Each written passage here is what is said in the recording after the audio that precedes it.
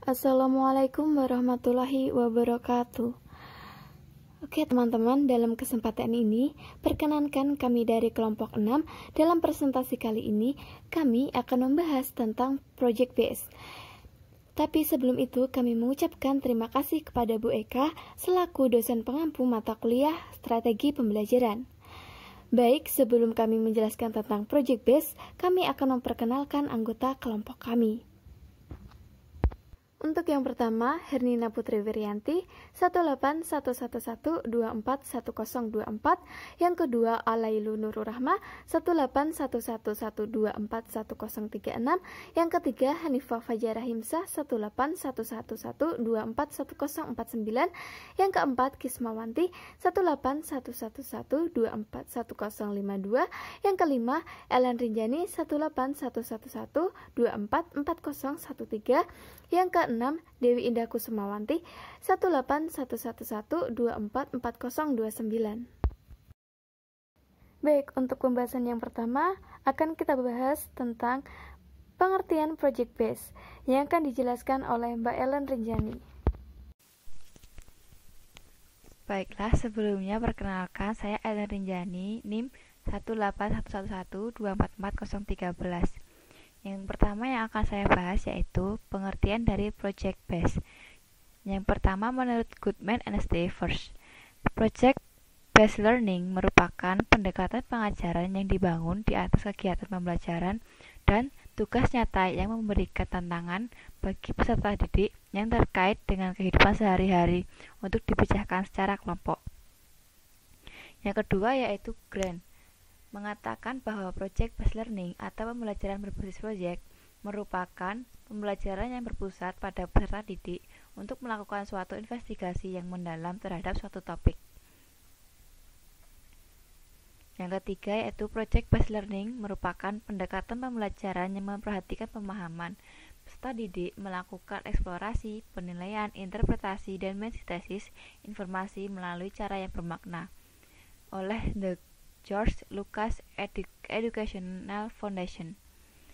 Jadi dapat ditarik kesimpulan bahwa pembelajaran berbasis proyek atau Project Based Learning adalah pembelajaran yang menitik beratkan pada aktivitas siswa untuk dapat memahami suatu konsep dengan melakukan investigasi mendalam tentang suatu masalah dan menemukan solusi dengan pembuatan proyek. Setelah tadi mengetahui tentang pengertian dari Project Base, sekarang akan dijelaskan tentang karakteristik dari pembelajaran Project Base yang juga akan dijelaskan oleh Mbak Ellen Rinjani. Selanjutnya yaitu karakteristik Project Base. Menurut Global Schoolnet menyebutkan bahwa karakteristik Project Based Learning yaitu yang pertama, A. Peserta didik membuat keputusan tentang sebuah kerangka kerja. B. Adanya permasalahan atau tantangan yang diajukan kepada peserta didik. C. Peserta didik mendesain proses untuk menentukan solusi atas permasalahan atau tantangan yang diajukan. D. Peserta didik secara kolaboratif bertanggung jawab untuk mengakses dan mengelola informasi untuk memecahkan permasalahan. E. Proses evaluasi dijalankan secara kontinu. F. Peserta didik secara berkala melakukan refleksi atau aktivitas yang sudah dijalankan. G. Produk akhir aktivitas belajar akan dievaluasi secara kualitatif. H. Situasi pembelajaran sangat toleran terhadap kesalahan dan perubahan. Untuk pembahasan yang selanjutnya yaitu tentang teori yang mendasari Project Base yang akan dijelaskan oleh Mbak Hanifah Fajarah Himsah. Perkenalkan, saya Hanifah Fajarah Himsah 241049 ingin menjelaskan tentang teori yang mendasari model Project Based Learning. Model pembelajaran tidak lahir berkembang secara sendirinya, tetapi memiliki landasan teoritis tertentu. Teori belajar yang melandasi model pembelajaran Project Based Learning adalah yang pertama, dukungan secara teoritis. Pembelajaran berbasis project atau project-based learning juga didukung oleh teori konstruktivistik bersandar pada ide bahwa peserta didik membangun pengetahuannya sendiri di dalam konteks pengalamannya sendiri. Yang kedua, dukungan secara empiris. Penerapan project-based learning telah menunjukkan bahwa model tersebut sanggup membuat peserta didik mengalami proses pembelajaran yang bermakna, yaitu pembelajaran yang dikembangkan berdasarkan paham konstruktivisme. Dari penjelasan sebelumnya dapat disimpulkan bahwa penerapan pembelajaran di dalam kelas bertumpu pada kegiatan belajar aktif dalam bentuk kegiatan, daripada kegiatan pasif seperti guru hanya mentransfer ilmu. Pembelajaran ini memberi peluang untuk menyampaikan ide, mendengarkan ide orang lain, dan memperkenalkan ide sendiri kepada orang lain adalah suatu bentuk pembelajaran individu, dari meningkatkan keterampilan dan memecahkan masalah secara bersama. Untuk pembahasan yang selanjutnya akan dijelaskan tentang kelebihan dan kelemahan dari pembelajaran project-based yang akan dijelaskan oleh Mbak Hernina Putri Werianti. Selanjutnya, saya akan mempresentasikan tentang kelebihan dan kekurangan project-based learning atau pembelajaran berbasis proyek. Yang pertama yaitu kelebihan pembelajaran berbasis proyek. Ada banyak kelebihan tentang pembelajaran berbasis proyek. Di antaranya yaitu 1. Meningkatkan motivasi belajar peserta didik untuk belajar, mendorong kemampuan peserta didik untuk melakukan pekerjaan penting yaitu belajar dan mereka perlu untuk dihargai. Jadi, peserta didik itu perlu dihargai tentang bagaimana cara dia belajar. Kemudian yang kedua yaitu meningkatkan kemampuan peserta didik untuk memecahkan masalah. Jadi dengan pembelajaran berbasis proyek ini, anak akan dilatih untuk menyelesaikan masalah. Kemudian yang ketiga yaitu membuat peserta didik untuk menjadi lebih aktif dan berhasil memecahkan problem-problem yang kompleks. Jadi peserta didik itu bisa menyelesaikan masalah yang lebih detail. Kemudian yang keempat yaitu meningkatkan kolaborasi. Yang kelima yaitu mendorong peserta didik untuk mengembangkan dan mempraktekkan keterampilan komunikasi. Jadi, pembelajaran berbasis proyek ini menuntut anak untuk memiliki keterampilan berkomunikasi. Karena komunikasi di pembelajaran berbasis proyek ini sangat penting. Kemudian yang keenam yaitu meningkatkan keterampilan peserta didik dalam mengelola sumber. Jadi peserta didik itu harus memiliki keterampilan untuk bagaimana mengelola sumber-sumber yang didapatkan. Kemudian yang ketujuh yaitu memberikan pengalaman kepada peserta didik, pembelajaran dan praktek dalam mengorganisasi proyek. Dan membuat alokasi waktu sumber lain seperti perlengkapan untuk menyelesaikan tugas. Kemudian yang kedelapan yaitu menyediakan pengalaman belajar yang melibatkan peserta didik secara kompleks dan dirancang untuk berkembang sesuai dunia nyata. Kemudian yang kesembilan yaitu melibatkan peserta didik untuk belajar mengambil informasi dan menunjukkan pengetahuan yang dimiliki, kemudian diimplementasikan dengan dunia nyata. Kemudian yang ke-10 atau yang terakhir yaitu membuat suasana belajar menjadi menyenangkan, sehingga peserta didik maupun guru atau pendidik bisa menikmati proses pembelajaran. Itu tadi beberapa kelebihan dari pembelajaran berbasis proyek. Selain kelebihan, ada juga kekurangan dalam pembelajaran berbasis proyek. Di antaranya yaitu 1. Memerlukan banyak waktu untuk menyelesaikan masalah. Kemudian yang kedua yaitu membutuhkan biaya yang cukup banyak. Kemudian yang ketiga yaitu banyak guru yang merasa nyaman dengan kelas tradisional, karena dengan kelas tradisional tersebut, guru memegang peran penting atau peran utama di dalam kelas. Kemudian yang keempat yaitu banyaknya peralatan yang harus disediakan. Karena ketika melakukan pembelajaran berbasis proyek, tentunya harus memiliki peralatan yang memadai. Kemudian yang kelima yaitu peserta didik yang memiliki kelemahan dalam percobaan dan pengumpulan informasi akan mengalami kesulitan. Kemudian yang keenam yaitu ada kemungkinan peserta didik yang kurang aktif dalam bekerja kelompok. Kemudian yang terakhir yaitu ketika topik yang diberikan kepada masing-masing kelompok berbeda, dikhawatirkan peserta didik tidak bisa memahami topik secara keseluruhan. Itu tadi beberapa kelebihan dan kekurangan tentang pembelajaran berbasis proyek. Untuk yang selanjutnya yaitu tahap atau langkah-langkah dalam pembelajaran project based yang akan dijelaskan oleh saya sendiri, Alailu Nurul Rahman.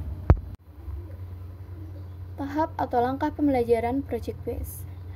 Tahap atau langkah-langkah pembelajaran project based sebagaimana yang dikembangkan oleh The George Lucas Educational Foundation terdiri dari penentuan pertanyaan mendasar atau start with the essential question. Yang kedua, mendesain perencanaan proyek atau design a plan for the project. Yang ketiga yaitu menyusun jadwal atau create a schedule. Yang keempat, memonitor siswa dan kemajuan proyek atau monitor the student and the progress of the project. Yang kelima, menguji hasil atau assess the outcome. Yang keenam, mengevaluasi pengalaman atau evaluate the experience. Baik, untuk penjelasan yang pertama yaitu penentuan pertanyaan mendasar atau start with the essential question. Pembelajaran dimulai dengan pertanyaan esensial, yaitu pertanyaan yang dapat memberi penugasan kepada siswa dalam melakukan aktivitas.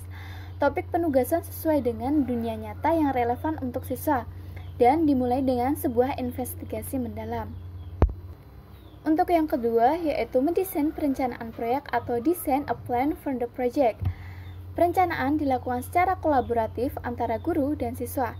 Dengan demikian, siswa diharapkan akan merasa memiliki atas proyek tersebut.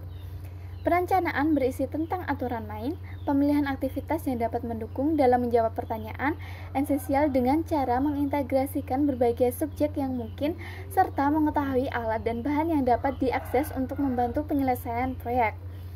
Untuk yang ketiga yaitu menyusun jadwal atau create a schedule. Guru dan siswa secara kolaboratif menyusun jadwal aktivitas dalam menyelesaikan proyek. Aktivitas pada tahap ini antara lain: pertama, membuat timeline atau alokasi waktu untuk menyelesaikan proyek. Yang kedua, membuat deadline atau batas waktu akhir penyelesaian proyek. Yang ketiga, membawa peserta didik agar merencanakan cara yang baru. Yang keempat, membimbing peserta didik ketika mereka membuat cara yang tidak berhubungan dengan proyek. Dan yang terakhir yaitu meminta peserta didik membuat penjelasan atau alasan tentang pemilihan suatu cara. Untuk tahap yang keempat yaitu memonitor siswa dan kemajuan proyek atau monitor the student and the progress of the project. Guru bertanggung jawab untuk melakukan monitor terhadap aktivitas siswa selama menyelesaikan proyek. Monitoring dilakukan dengan cara memfasilitasi siswa pada setiap proses. Dengan kata lain, guru berperan menjadi mentor bagi aktivitas siswa. Agar mempermudah proses monitoring, dibuat sebuah rubrik yang dapat merekam keseluruhan aktivitas yang penting. Untuk tahap yang kelima, yaitu menguji hasil atau assess the outcome. Penilaian dilakukan untuk membantu guru dalam mengukur ketercapaian standar, berperan dalam mengevaluasi kemajuan masing-masing siswa, memberi umpan balik tentang tingkat pemahaman yang sudah dicapai siswa, membantu guru dalam menyusun strategi pembelajaran berikutnya. Untuk yang terakhir atau tahap yang keenam yaitu mengevaluasi pengalaman atau evaluate the experience. Pada akhir pembelajaran, guru dan siswa melakukan refleksi terhadap aktivitas dan hasil proyek yang sudah dijalankan. Proses refleksi dilakukan baik secara individu maupun kelompok. Yang selanjutnya tentang prinsip project based yang akan dijelaskan oleh Mbak Dewi Indah Kusumawati. Selanjutnya terdapat 5 prinsip dari project based learning atau pembelajaran berbasis proyek. Yang pertama, prinsip sentralistis, pusat strategi pembelajaran di mana peserta didik mengalami dan belajar konsep-konsep dari suatu pengetahuan melalui kerja proyek. Contoh dari prinsip sentralistis adalah proyek menanam biji-bijian. Peserta didik mengetahui alat dan bahan yang dibutuhkan dalam proyek menanam biji-bijian serta mengetahui proses dalam proyek tersebut. Yang kedua, prinsip pendorong. Prinsip ini berfokus pada pertanyaan atau permasalahan yang dapat mendorong peserta didik untuk menumbuhkan kemandirian dalam mengerjakan tugas pembelajaran. Contoh dari prinsip pendorong adalah di setiap sentra guru memberikan berbagai macam tugas. Anak diharapkan mampu menyelesaikan tugas tersebut secara mandiri. Yang ketiga, prinsip investigasi konstruktif. Prinsip ini mengarah pada pencapaian tujuan yang mengandung kegiatan inquiry atau proses bertanya dan mencari tahu jawaban dari pertanyaan, pembangunan konsep, dan resolusi. Penentuan jenis proyek harus dapat mendorong peserta didik untuk menyusun pengetahuannya sendiri untuk memecahkan persoalan yang dihadapinya. Contohnya, anak melakukan suatu proyek menanam biji-bijian.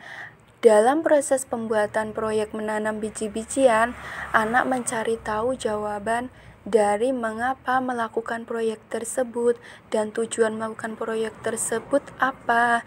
Dari hal tersebut, anak menyusun pengetahuan yang didapat dari pembuatan proyek tersebut dengan caranya. Yang keempat, prinsip otonomi. Prinsip ini diartikan sebagai kemandirian peserta didik dalam melaksanakan proses pembelajaran. Artinya, bebas menentukan pilihannya sendiri, bekerja dengan minimal supervisi dan bertanggung jawab. Guru hanya sebagai fasilitator untuk mendorong tumbuhnya kemandirian peserta didik.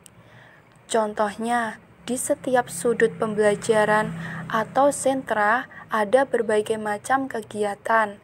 Anak bebas menentukan pilihannya atau melakukan kegiatan yang anak sukai.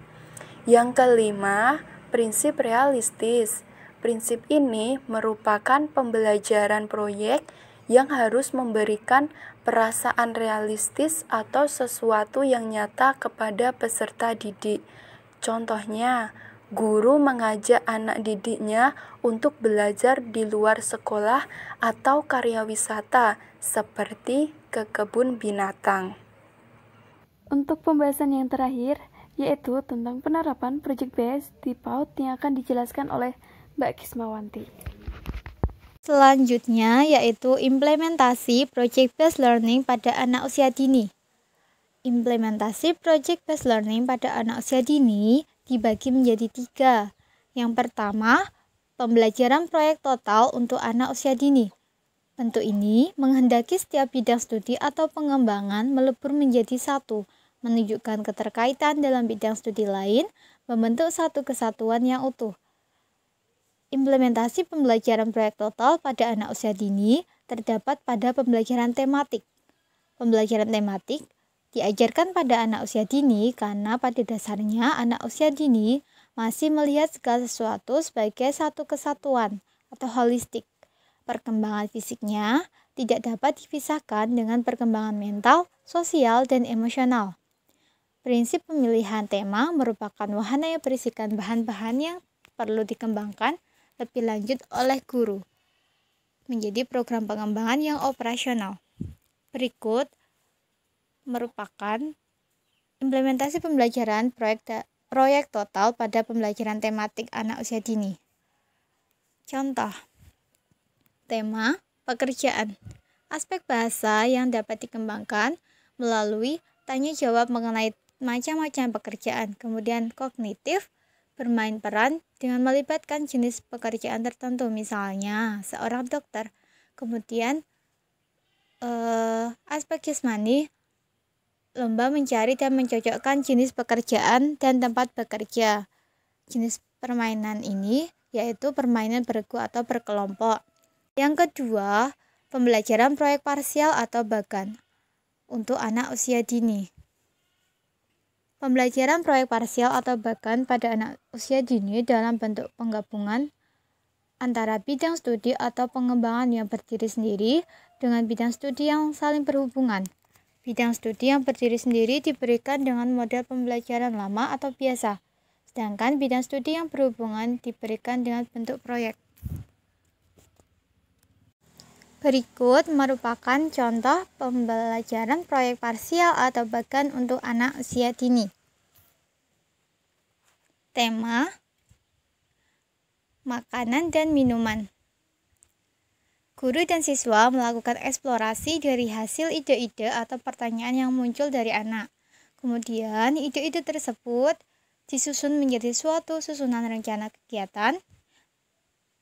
Dalam menyusun rencana kegiatan, antar guru dan anak saling terlibat agar memiliki atas proyek yang akan dijalankan. Kemudian, pada tahap melaksanakan rencana kegiatan, guru berperan sebagai mentor dan mengamati proses kegiatan, kemudian melaksanakan proses penilaian. Tahap terakhir, yaitu ringkasan pengalaman sebagai puncak dari kegiatan. Hasil karya dari kegiatan-kegiatan sebelumnya dapat digunakan sebagai puncak tema. Untuk keterangan kegiatannya, yaitu kegiatan minggu pertama, subtema alat makan, jenis kegiatan disusun berdasarkan RPPH, meliputi kegiatan menghias meja makan, gelas cantik, big book, toples ajaib. Kemudian, untuk kegiatan minggu kedua, subtema kegiatan restoran, jenis kegiatan disusun berdasarkan RPPH, meliputi daftar menuku, selemek, flanel, sop buah warna-warni, dan gerakan khas profesi. Untuk kegiatan minggu ketiga, yaitu makanan dan minuman.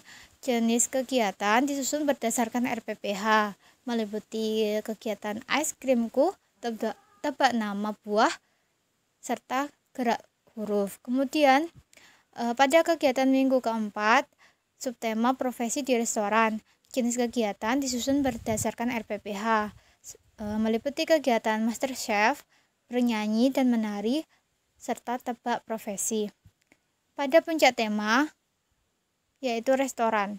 Kemudian hasil karya pada kegiatan minggu pertama sampai minggu keempat dikumpulkan pada puncak tema, digunakan untuk bermain peran dengan tema restoran. Dan yang terakhir, pembelajaran proyek okasional untuk anak usia dini. Bentuk pembelajaran proyek okasional pada anak usia dini hanya dilakukan pada saat kegiatan-kegiatan tertentu yang memungkinkan dilaksanakan dalam kegiatan proyek, baik secara total maupun parsial. Pembelajaran proyek okasional dapat dilakukan dalam 1 bulan sekali, pertengahan semester, ataupun 1 semester sekali. Implementasi pembelajaran proyek okasional pada anak usia dini, contohnya pada pembelajaran mengenal alam sekitarku dengan subtema tanaman. Pada pengenalan tanaman dapat dilakukan dengan membuat proyek dengan judul gardening project. Anak-anak dapat melakukan kegiatan berkebun mulai dari menanam, memanen, dan mengolah hasil berkebun, atau sebagai alternatif lain dapat dilakukan dengan pembelajaran karya wisata, mengunjungi tempat-tempat tertentu. Baik, itu tadi presentasi dari kelompok kami. Apabila ada kekurangan dan kesalahan atau kurang jelasnya materi yang kami sampaikan, kami meminta maaf. Cukup sekian dari kelompok kami. Wassalamualaikum warahmatullahi wabarakatuh.